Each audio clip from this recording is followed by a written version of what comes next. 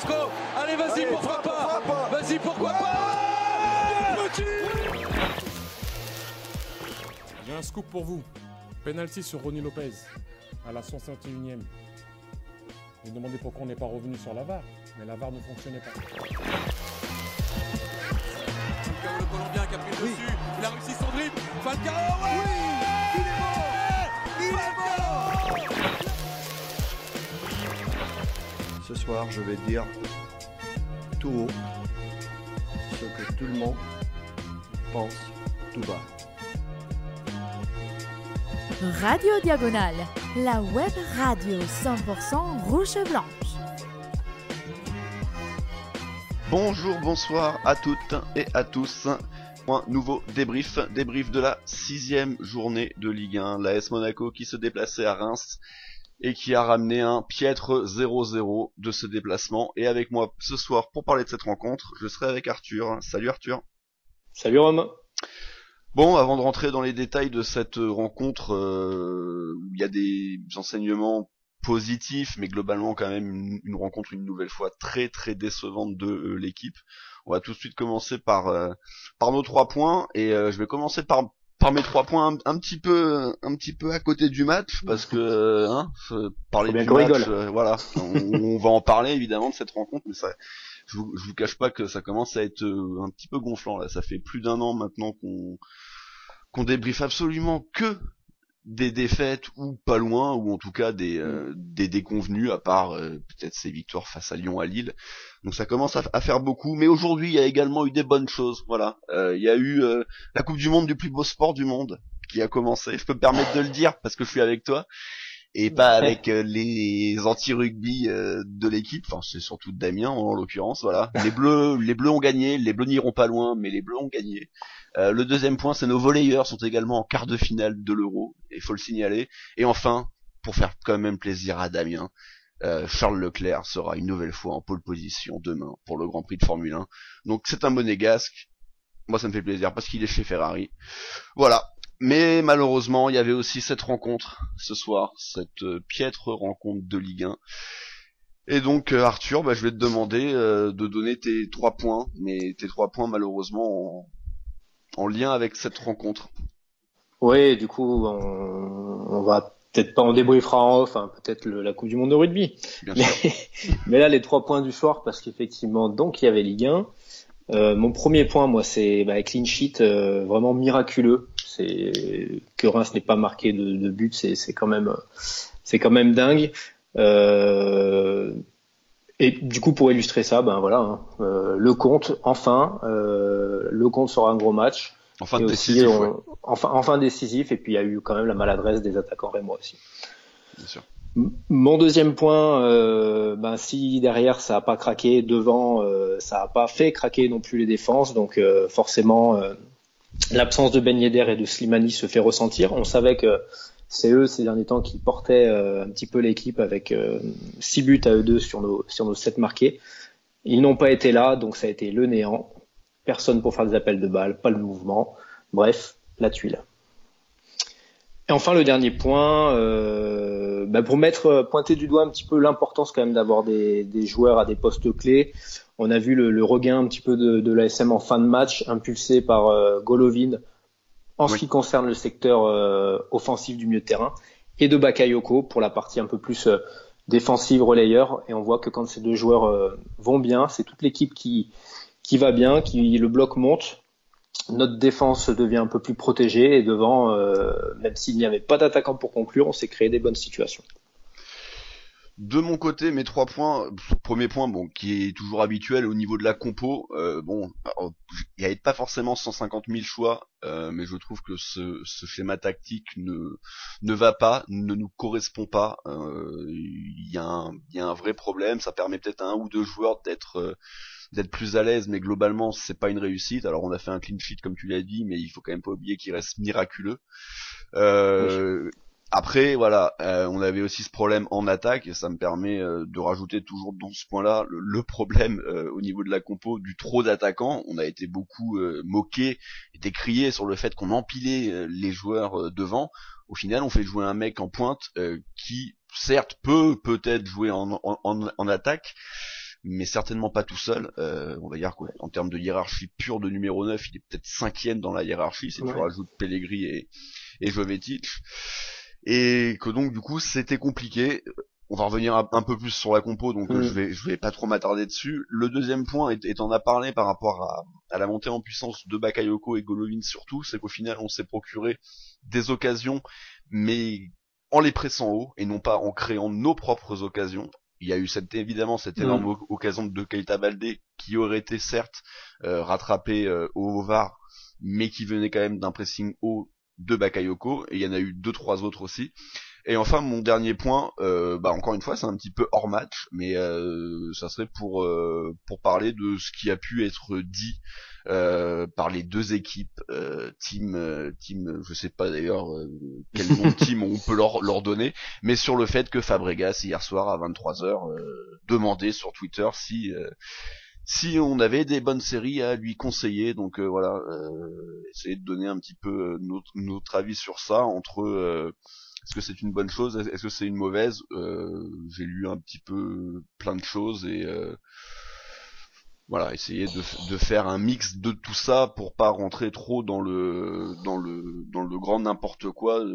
J'ai quand même vu beaucoup de choses un petit peu flippantes, même si je ne suis pas le plus grand défenseur de Fabregas.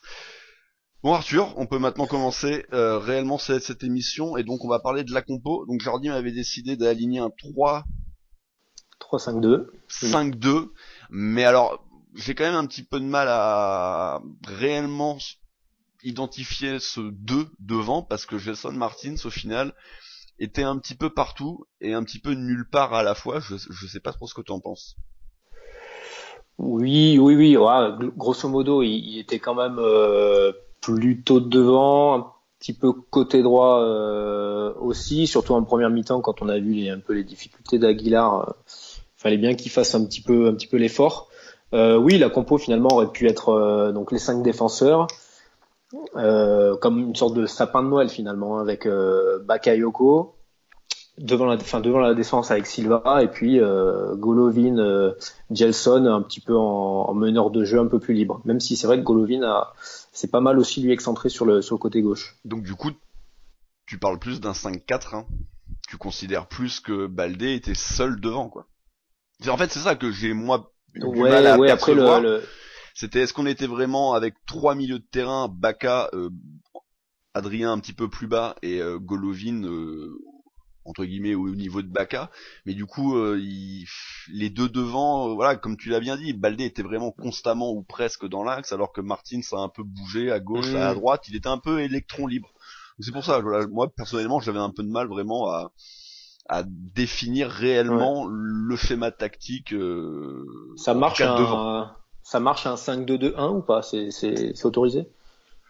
Oui, ça peut être une possibilité. Moi personnellement, j'avais plus pensé à un 5-3-1-1, avec vraiment ce 1 Gelson complètement libre, un peu l'électron libre. Mais bon, c'est pour rendre de toute façon, là, détails, comme on l'a pas beaucoup vu, hein.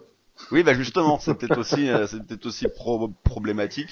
C'est ce que je disais, c'est qu'il était un peu partout, mais un petit peu nulle part. Sinon, pour revenir sur la compo en tant que telle, donc on avait Lecomte dans les buts. Évidemment, il faut le laisser, même s'il avait fait des mauvaises prestations. Il est hors de question de remettre Benaglio ou Subasic, sans parler de Sedussi, évidemment. On avait le retour de la défense à 3 qui avait été mise en place face à Strasbourg, donc avec Maripane, Glick et Badiachil en défense, Aguilar en piston droit. Ce coup-ci, c'était Gilles Dias qui était piston gauche et pas Balo Touré.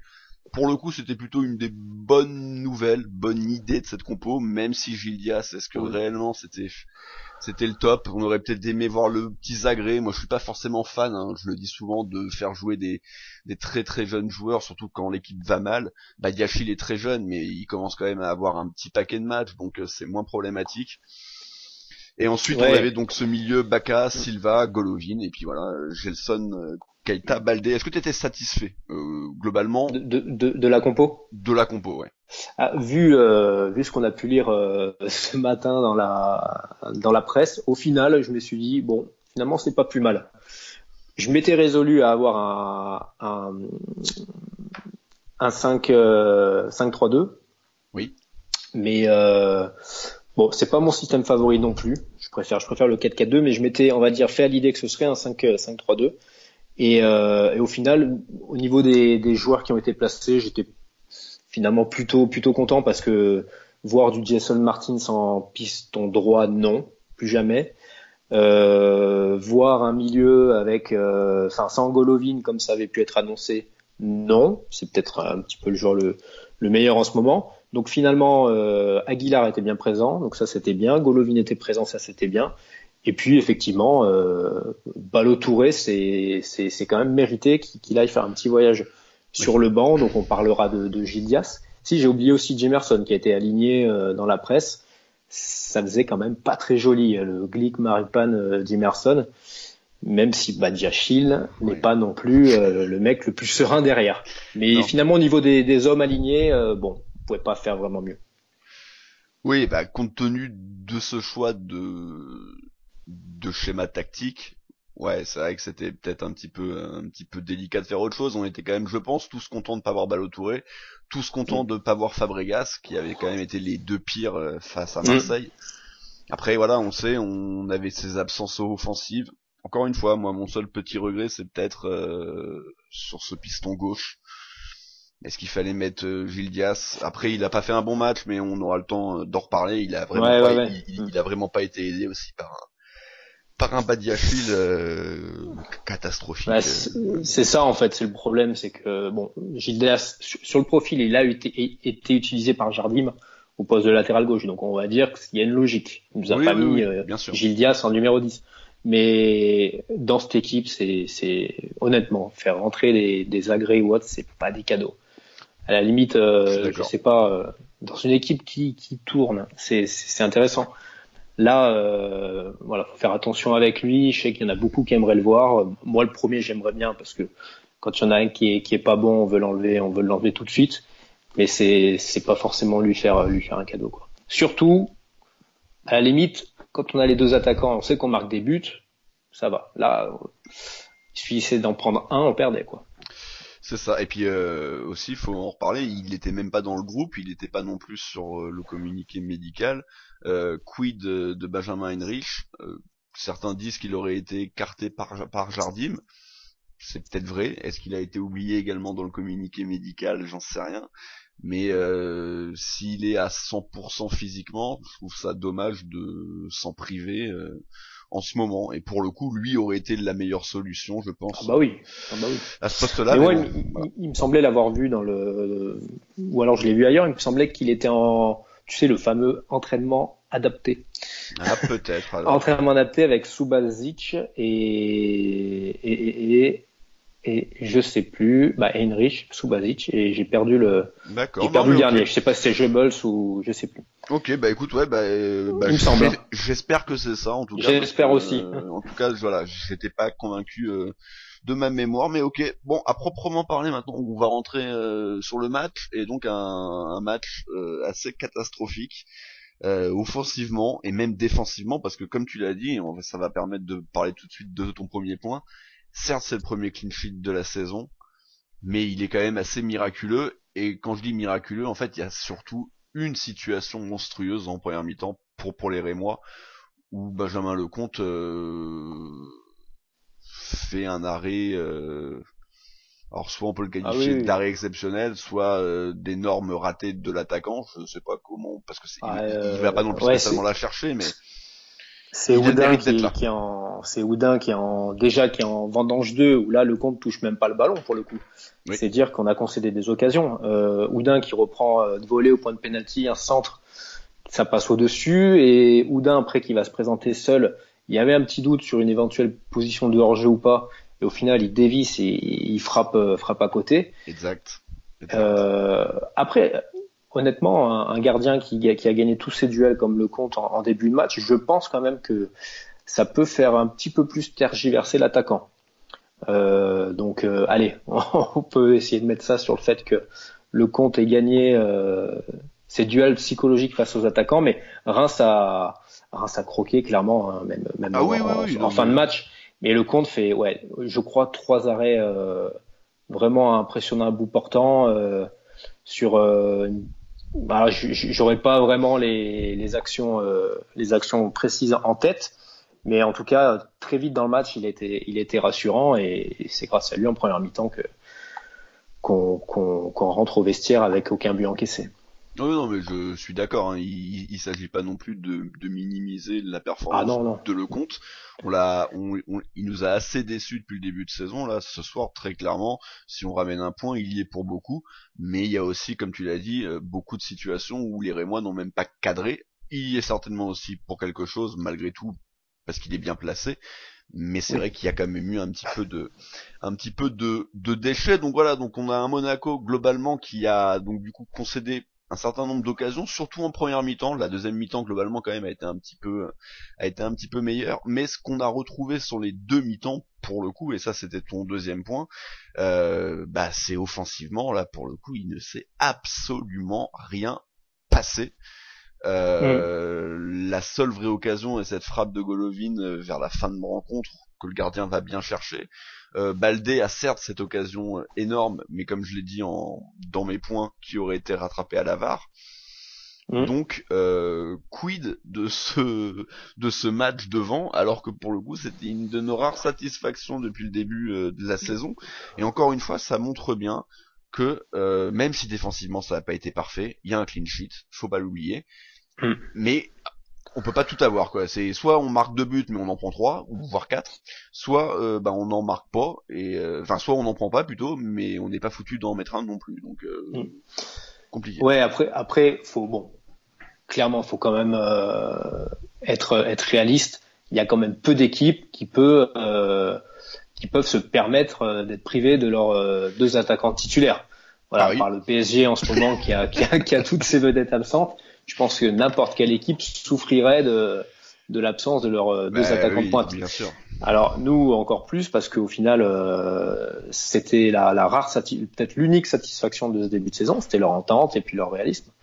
Donc aujourd'hui c'est clair que ça s'est vu. Mais on va dire qu'offensivement en première mi-temps c'était vraiment cata parce que déjà il y a eu très très peu d'offensive puisqu'on était vraiment acculé sur notre but. Et puis quand on avait l'occasion de sortir, moi j'aimerais pointer du doigt quand même, c'est paradoxal, mais Golovin, je l'ai pas du tout trouvé bon sur cette première période où il portait énormément le ballon et ses passes étaient pas bonnes. Et je soulignerais vraiment la maladresse en première période de tout le monde qui faisait qu'on ne pouvait pas s'approcher du but de Reims. Ah mais je suis d'accord avec toi sur Golovin, hein. Il est monté en puissance, mais il a mis du temps quand même. C'est vrai qu'il fait une première heure de jeu très mauvaise.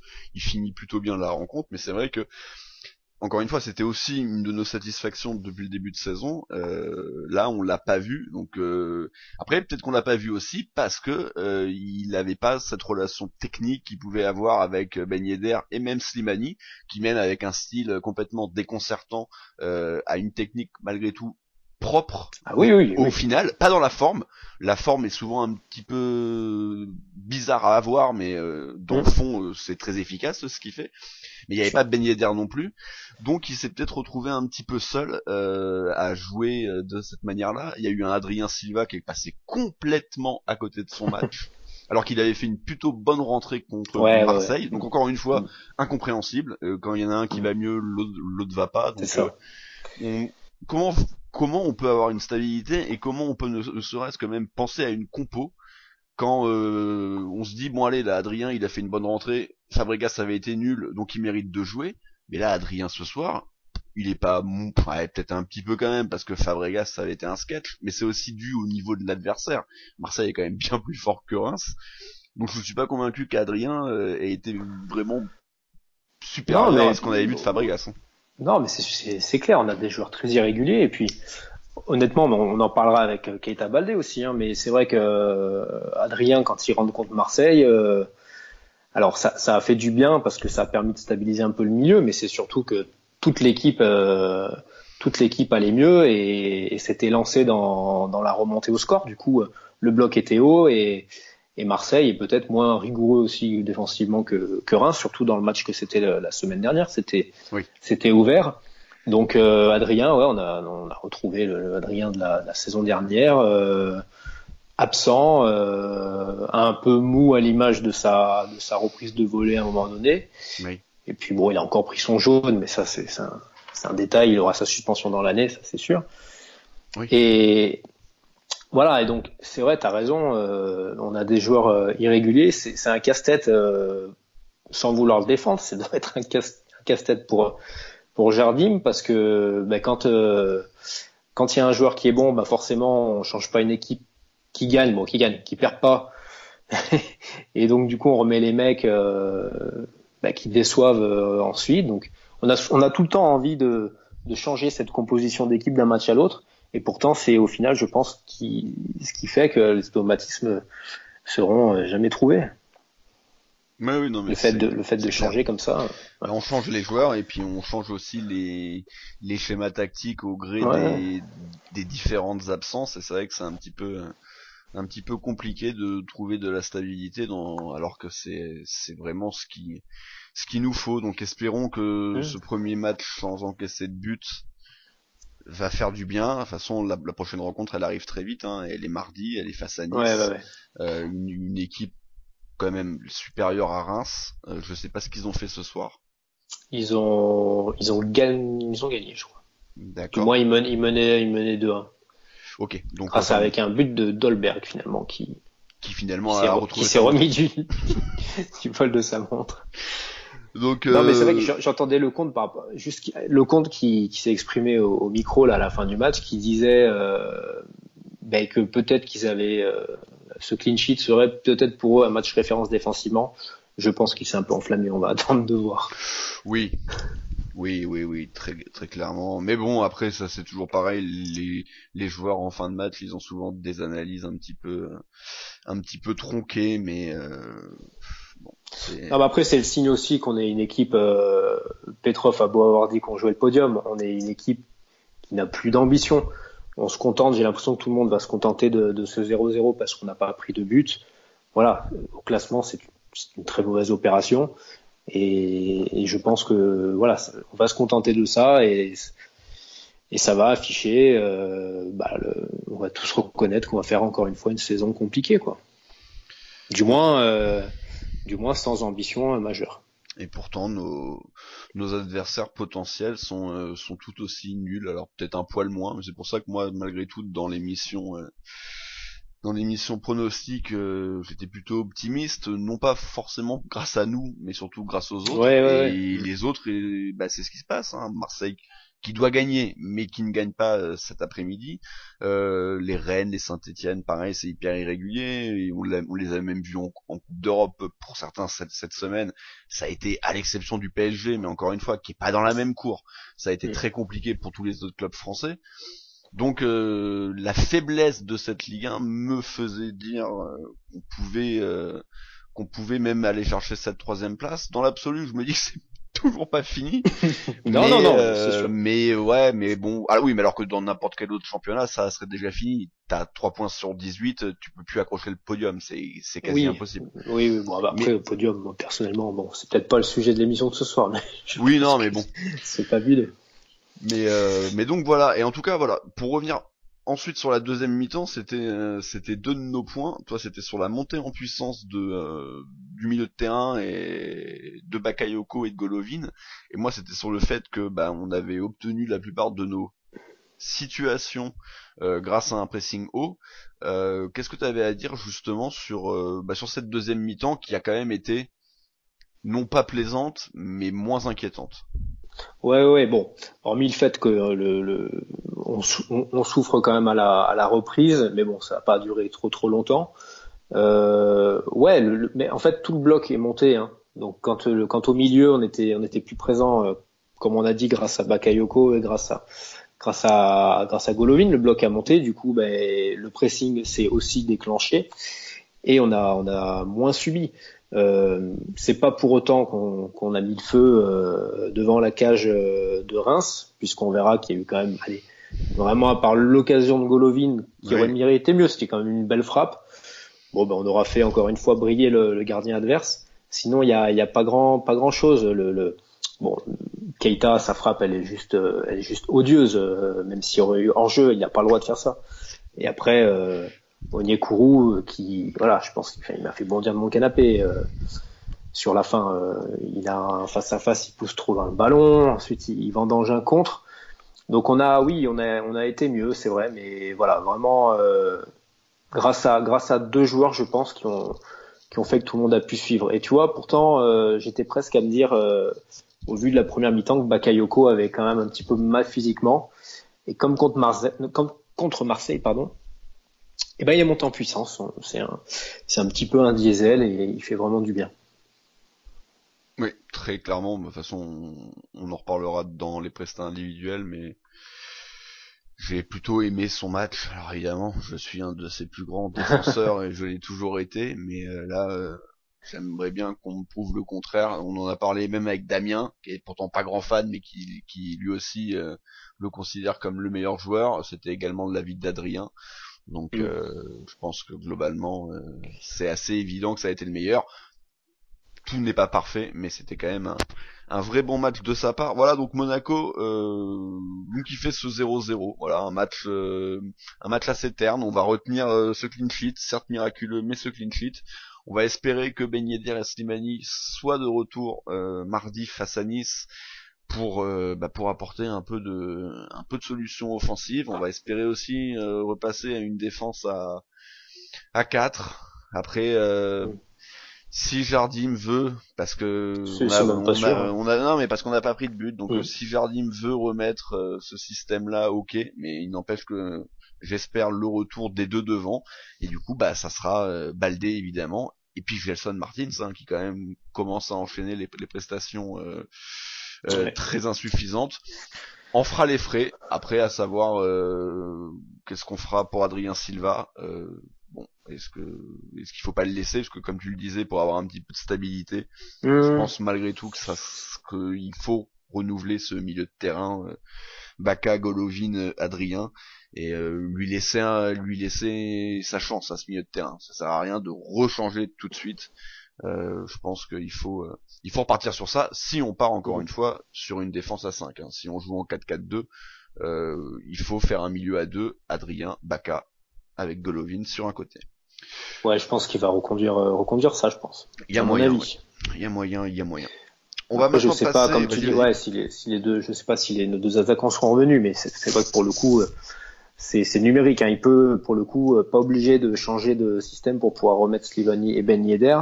Et puis, comme on a vu que finalement, ces fameux chouchous, ils pouvaient les mettre sur le banc, peut-être qu'il en fera de même avec Gelson. Mais bon, il faut déjà que nos deux stars offensives reviennent, et ça c'est pas gagné vu la poisse qu'on a. C'est ça. Bon voilà, on a fait le tour de la rencontre, hein. Il s'est pas non plus passé 150 choses, contrairement à la rencontre de la semaine dernière. On peut passer au prestat individuel, et on va commencer par les top et flop. Ton top Arthur. Alors t'en veux combien des tops? Ah je veux pas beaucoup. Non évidemment non, mais vraiment celui qui pour toi est l'homme du match, hein. Ça peut être le gardien évidemment. Ouais, pour moi ça reste le compte, même si Bakayoko fait un gros match, mais Bakayoko un petit peu moins régulier, je pense, entre la première et la deuxième mi-temps, donc clairement le compte. Le compte, ouais, je suis assez d'accord avec toi. C'est quand même lui qui est le plus important pour apporter ce point du nul, mais après pour les joueurs de champ, pour moi c'est évident, c'est Bakayoko, et ça me fait plaisir. Je l'ai pronostiqué comme meilleur recrue et j'ai pronostiqué Barry Pan comme pire recrue. Pour l'instant, je suis pas trop vague sur ça. Est-ce que tu te souviens qui j'ai mis en meilleur recrue? Eh ben je sais plus. Non.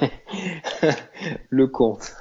Ah ouais, le compte. Ouais, j'étais tellement heureux d'avoir un gardien et ouais, pour l'instant c'est quand même pas la meilleure recrue, parce que c'est pas parce qu'il a fait un bon match mais c'est le gardien qui a fait le moins d'arrêts en Ligue 1 par rapport aux tirs concédés. Le pauvre, il en a eu beaucoup, mais c'est vrai que ce soir il fait un grand match, et j'espère que lui aussi ça le mettra un petit peu plus en confiance, et qu'il nous sorte une grosse saison, parce que c'est vraiment important, voilà, d'avoir un bon gardien.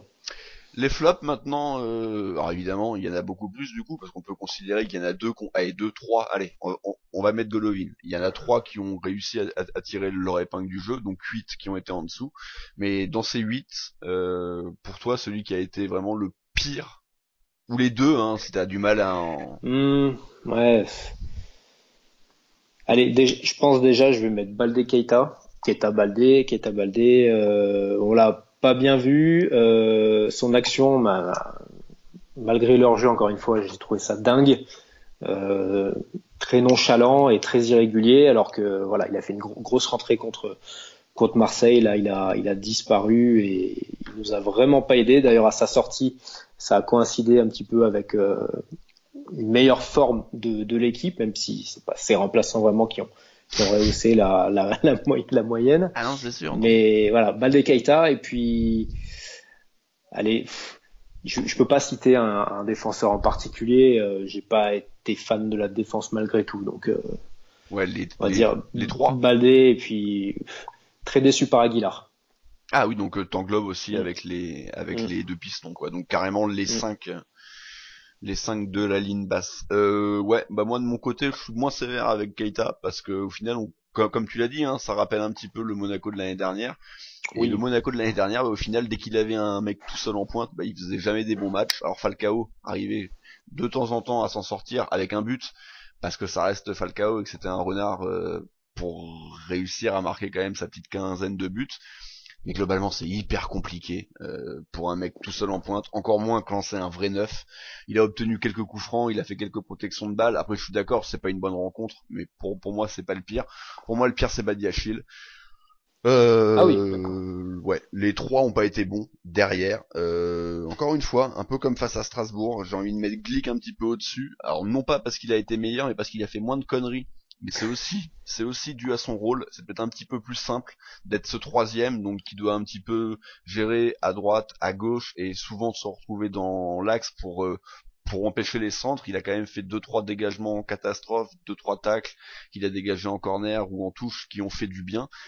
Donc à ce poste-là et sur ce type de situation, il s'en sort plutôt bien. Après, quand on lui demande de réellement être au pressing sur un joueur, c'est beaucoup plus compliqué. Tu l'as bien cité, l'action où tout le monde s'arrête, c'est quand même lui qui couvre globalement. Après, on n'a pas revu vraiment un ralenti pur. Il y avait peut-être hors-jeu, mais j'en suis pas convaincu. Donc là, ça aurait été une énorme erreur de sa part. Mais pour en venir à Badiachil, un nombre de ballons perdus incalculable. Il a complètement laissé Gil Dias tout seul, alors qu'en plus Gil Dias, c'est quand même pas non plus un pur défenseur. Ouais. Il s'est cassé la gueule à deux ou 3 reprises après des pertes de balles, ce qui nous a mis dans des vraies difficultés. Donc pour moi, ça a été le pire. Maripa n'a pas été guère plus flamboyant, mais voilà, s'il y en a un pour moi que j'ai vraiment envie de mettre en dessous, c'est lui. De toute façon, je commence à plus le supporter. Donc voilà. Non mais tu vois, c'est clair. Non mais je suis d'accord avec toi. Honnêtement, hormis pendant qu'il y avait Thierry Henry, il y a eu 2 matchs. Voilà, mais Henry a pas fait énormément de matchs non plus. Oui. Mais sinon ça a pas été bon en fait. Et j'espère pour lui qu'il ait un bon avenir. Encore une fois, il est très très jeune, mais pour l'instant, c'est très. Il est pas aidé autour de lui non plus. Et il est pas aidé non plus. Non, on va dire que lui, il peut progresser. Encore une fois, tous là, hormis les 3 qu'on met un petit peu au-dessus, il y en a pas un qui mérite la moyenne. Mais s'il y en a un à mettre un petit peu en dessous, pour moi, c'est lui. Voilà. Et voilà. C'est que mon avis. Le reste de l'équipe, donc on a parlé de la défense. Moi, j'ai quand même bien parlé de Glick, mais je vais quand même te laisser parler pour le coup, toi, de Maripane, si t'as quelque chose à dire sur sa prestation. Bah Maripane, un beau deuxième ligne argentin, hein, même s'il est chilien, il aurait pu être aligné dans ce matin. C'est pas faux. Et en plus, il nous avait mis un bandeau, je sais pas pourquoi. Mais si, parce qu'il s'est éclaté la semaine dernière contre Marseille. Ah, je me rappelle plus de ça. Ah mais oui, le tête contre tête avec. Ah oui, en toute fin de match. Avec Germain, non? C'était avec Germain. Oh, je sais plus, mais quand il prend le ballon, notre ami de la main. C'est ça.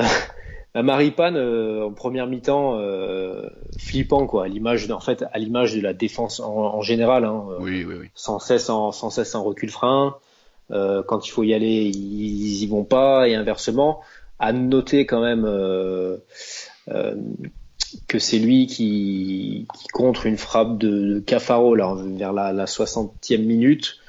Pour le coup, il a tendu la jambe pour contrer. La frappe de Cafaro était plutôt bien partie. Oui, et après, sur une action où Badiachil fait une passe dégueulasse et et se casse la gueule derrière. Donc c'est lui qui doit venir couvrir sur son côté.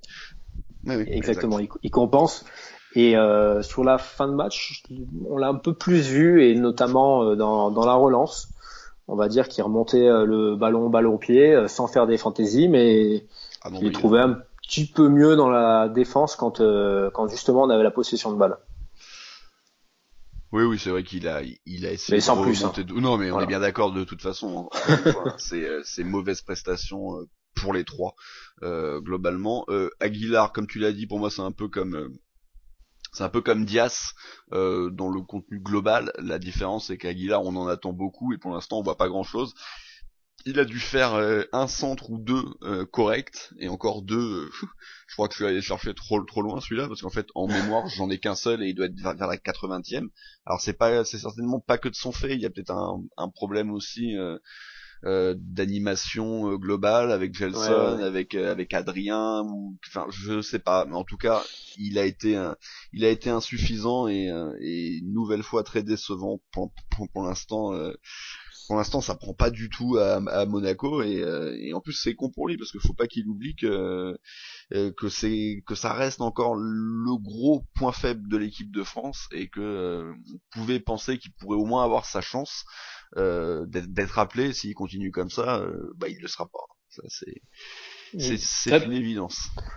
Pourtant, on va dire qu'on lui avait trouvé un petit peu des circonstances atténuantes, ou anticipé des circonstances atténuantes dans un 4-4-2. Il n'avait pas l'habitude de jouer dans ce schéma. Lui qui était donc à Montpellier, ça fonctionnait très bien à Montpellier. Là, il a été aligné en piston droit dans ce 3-5-2. Et voilà, un peu décevant, surtout en première mi-temps, vraiment. Alors certes, les défenseurs centraux ont le droit de compenser, ça, il n'y a pas de problème. Mais il a été souvent passé dans le dos. Et en deuxième mi-temps, ça a été un peu mieux quand on avait la possession. Pareil, forcément, quand l'équipe a le ballon, ça va beaucoup mieux. Mais moyen. On l'avait vu pas trop mauvais contre Lyon. Oui, c'est et vrai, après, il a eu ce rouge. Il a eu ce rouge, donc 2 matchs de suspension. Il sera à nouveau suspendu à Nice. C'est vrai. C'est bien de le rappeler qu'il ne sera pas là mardi. Donc c'est vrai qu'on parlait du 3-5-2, mais du coup on va mettre qui du coup? On va refoutre Ballo Touré à gauche, et il va mettre Gilles Dias Heinrich. Il mettra Gelson si. Oh là. Ouais, quid d'Heinrich, mais ouais, on a le temps de ressasser. Ouais, mais c'est vrai que j'avais oublié ça, mais c'est vrai que ça annonce, alors là, si on a Aguilar suspendu, que Ben Yedder et Slimani ne sont pas de retour, je sais pas comment on va faire contre Nice, mais bon, bref. Ça sera le débrief de mardi soir. Le milieu de terrain, Bakayoko, on en a bien parlé, pour moi c'est l'homme du match, des joueurs de champ. Adrien Silva, fantomatique, catastrophique. En tout cas, très absent, très insuffisant, ne serait-ce que dans l'impact. Peut-être qu'il a fait du bien à Bakayoko, ça on n'en sait rien, mais il s'est fait bouger. Après, t'as peut-être des secrets de vestiaire. Il a pris un petit pot en première mi-temps avec la petite faute derrière. Non, c'est insuffisant, même si je commence de plus en plus à être d'accord avec Pat. Je crois que c'était le seul à l'avoir voulu dans son 11 type, parce que mine de rien, ça permettra, je pense, à terme de mieux équilibrer le milieu plutôt que de mettre un Fabregas, malheureusement. Ensuite, Golovin, on en a parlé, une montée en puissance, insuffisant pendant 1 heure, il a plutôt bien fini la rencontre. Baldi, on en a parlé aussi, donc on va parler de Gelson Martins, que moi j'ai qualifié un petit peu d'électron libre sur cette rencontre. Est-ce que tu as quelque chose à rajouter et à dire sur une nouvelle prestation décevante du Portugais, qui a eu peut-être 1 ou 2 demi-situations, mais qu'il a qu'il a pas très bien géré en plus. Ouais, en première mi-temps, plutôt sur la première partie du match où vraiment il y avait personne chez nous devant pour créer du danger. À la limite, c'est peut-être lui. On le sentait, peut-être lui, il touchait un petit peu plus de ballons, il faisait un petit peu des gris-gris, mais il avait vraiment pas de solution. Et puis après, il s'est complètement éteint.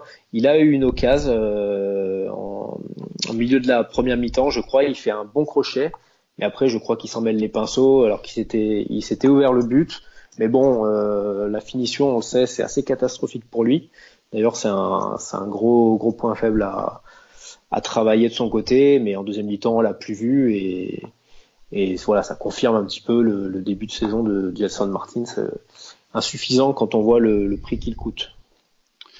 Qui nous a coûté. Enfin les remplaçants, donc Jean-Kévin Nkoudou, hein, parce qu'en fait là on peut faire un mix, hein.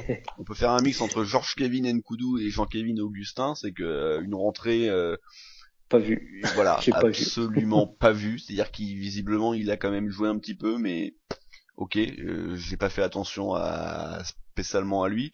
Onyekuru pour le coup on l'a vu un petit peu plus, mais pas dans le bon sens comme tu l'as dit. Pas son avantage, ouais. Il y a eu ce ballon qui pouvait en tout cas lui donner un face à face, certes excentré, mais en tout cas une situation intéressante. Et vu la rencontre, ce genre de situation, on en a quasiment pas eu. Donc ça aurait été bien qu'il puisse au moins se mettre en position de frappe. Et puis comme tu l'as dit aussi, un dernier ballon où il part un petit peu en solitaire et une conduite de balle assez défaillante où il perd le ballon, il s'en mêle les crayons un petit peu tout seul. Moi c'est un joueur que j'avais trouvé intéressant lors de ses premiers matchs. Je demande à le revoir, je vais pas pas le jeter parce que là il a pas fait une bonne rentrée, mais bon, en tout cas pas une bonne rentrée, c'est évident. Et enfin Fabregas, qui est rentré pour quelques minutes, qui a eu le temps de perdre, je sais pas, peut-être 3 ou 4 ballons avec des petites déviations comme il faisait à la grande époque, sauf que il met plus la même intensité, il met plus la même puissance, donc les passes n'arrivent plus. Donc ah non, voilà. puis alors c'est une coïncidence ou pas, je ne pense pas, c'est pour faire sourire un petit peu, mais au moment où il rentre, ça correspond à notre énième baisse de régime, parce que il faut quand même le dire, on rebaisse de niveau dans le temps additionnel. D'ailleurs, on concède une grosse occasion. Et vraiment à la 89e, 90e minute, le Monaco dominateur, il était fini. Hein. Donc voilà, Fabregas venait de rentrer. Il était rentré, comme l'a dit le commentateur, pour faire parler sa qualité de passe. Et on l'a pas vu. Voilà, c'est en même temps, allez, c'est compliqué de rentrer pour quelques minutes dans ce genre de match. Où le niveau est faible. Oui. Mais bon, c'est Fabregas, quoi. Enfin, voilà. Donc, il avait qu'à se coucher tôt hier. Donc c'est fort. Justement, voilà, ça permet d'enchaîner sur ça. Donc rapidement, je sais pas ce que t'en penses. Tiens, je vais te laisser donner ton avis sur était-ce bien ou pas de la part de Fabregas la veille d'un match de demander à 23h à sa communauté Twitter si il y avait des bonnes séries à regarder sur Netflix ou sur je ne sais plus quelle plateforme. Alors personnellement, je ne l'ai pas vu ce tweet, mais du coup j'en ai eu écho. C'est maladroit. Je pense que c'est maladroit. C'est vraiment tendre le bâton pour se faire battre, parce que quand on n'est pas bon, généralement, on fait profil bas, exactement. Maintenant, faut pas non plus être naïf. Je pense qu'il y en a d'autres qui ont regardé des séries, peut-être jusqu'à plus tard. C'est comme penser que les joueurs ne boivent pas d'alcool ou ne mangent jamais de McDo quand il y a pas match. Voilà, faut pas être naïf. Je pense qu'il pouvait regarder une série à cette heure sans pour autant faire un match bidon le lendemain. Et puis ça se trouve, en fait, qui te dit que Jardim l'a pas chopé? Hein, il l'a pas mis titulaire, ça se trouve. Hein. Il a Twitter, Jardim. Il a peut-être pas mis titulaire à cause de ça, ou peut-être qu'il savait qu'il ne serait pas titulaire. Non, mais voilà, je trouve que faut pas trop en faire, quoi, sur ce genre de choses. Les joueurs, ils ont le droit de vivre. Moi-même, ça me dérange limite pas, même si les mecs ils sortent, le plus important, c'est le terrain, c'est qu'ils soient bons sur le terrain. Par contre, un mec qui derrière va pas être bon, ou qui avant n'a pas été bon, évite de faire ce Ouais, genre ça, de c'est tweet. voilà. Fais C'est profil juste bas, ça. c'est. Après, c'est moi, ça. après non, encore une fois, si on était bon, tout le monde s'en ficherait de ça. Même les joueurs qui sortent, il y en a qui ont fait des grandes carrières en ayant des vies à côté complètement dégueulasses. Il y a aussi les contre-exemples avec des mecs comme Cristiano ou en tennis des mecs comme Nadal qui ont des hygiènes de vie parfaites. Mais il y a aussi des contre-exemples, des mecs comme Michael Jordan qui par exemple avait quand même une hygiène de vie assez douteuse une bonne partie de sa carrière, en tout cas plus la fin. Quand je parle de la fin, je parle pas de son retour aux Wizards évidemment, mais c'était de notoriété publique qu'il aimait bien sortir, qu'il aimait bien fumer, qu'il aimait bien boire. Donc ça me pose pas de problème. Par contre, si t'es pas bon, ne communique pas et dis rien quoi. Tu demandes à tes amis de te conseiller une série, mais évite de mettre ça sur les réseaux sociaux. Tu sais potentiellement que ça peut créer une tempête un peu ridicule. Donc voilà, faites profil. Mais bon, comme quoi, c'est vraiment une question de son niveau. Et imagine, j'en sais rien parce qu'il est un peu chouchou de tout le monde. Imagine cette nuit, hier, puisqu'il jouait aujourd'hui, Bernardo Silva demande sur Twitter, est-ce que vous avez une série? Tout le monde va se prostituer pour lui amener le DVD dans ses bras, même s'il a match le lendemain. Donc c'est bien une question aussi que le mec il est saqué en ce moment. C'est une question de timing et voilà. Pour le coup il a tort, mais ça mérite pas non plus tout ce qu'on a pu lire. Ça va, les gars ils ont quand même dans l'absolu, c'est pas grave, même qu'ils se couchent un peu tard. Voilà, qui conclut ce débrief. Juste rapidement, les notes. Est-ce que tu vas te regarder une série, toi, là? Les notes de l'équipe, ouais, très certainement, parce que la Lever Cup, là, c'est bientôt fini, le double, donc ouais, je vais certainement regarder un film ou une série. Mais très rapidement, les notes de l'équipe viennent de tomber, et le compte a eu 8. Ouais. Bon mérité. après, donc il est l'homme du match, et les moins bonnes notes, on n'a pas été trop mauvais, parce que c'est Badiachil et Baldé avec 3. D'accord, donc et Glick à 5, ça rejoint un petit peu ce qu'on a dit. On n'est pas moins con finalement qu'un journaliste de l'équipe. Voilà, c'est ça. Par contre, Glick à 5, un peu plus surpris de Bakayoko avec 5. Bon, ok. 5. Et Golovin à 7. Je trouve ça aussi un petit peu surnoté. Bon, bref. Un 6-6 ça aurait été plus logique peut-être. Ouais. Voilà, c'était surtout pour dire que le compte avait été donc désigné du match et même les deux équipes réunies, c'est le seul avec ce 8. Ce qui n'est bien sûr pas bon signe quand c'est ton gardien qui est ton meilleur joueur. Exactement. Voilà qui conclut ce débrief de la 6e journée. La prochaine émission, donc ça sera le débrief ce mardi soir de la réception de Nice. Comme expliqué jeudi, il y aura pas de Club Mounegou cette semaine parce que maintenant on va être sur une semaine sur 2. Ça tombe bien parce qu'il y a un match. Je vous invite à écouter justement le dernier Club Mounegou. Ça fait un petit peu moins d'audience évidemment que nos émissions de débrief, mais pour ceux qui n'ont pas forcément connu ces années-là, je pense qu'il y a des choses à apprendre, tout comme le périple rouge de Damien qui lui demande beaucoup de travail, donc ça serait bien d'aller l'écouter, messieurs. Voilà, merci Arthur. Donc le prochain rendez-vous c'est mardi. D'ici là, portez-vous bien et Dagé Mounegou. Et bisous.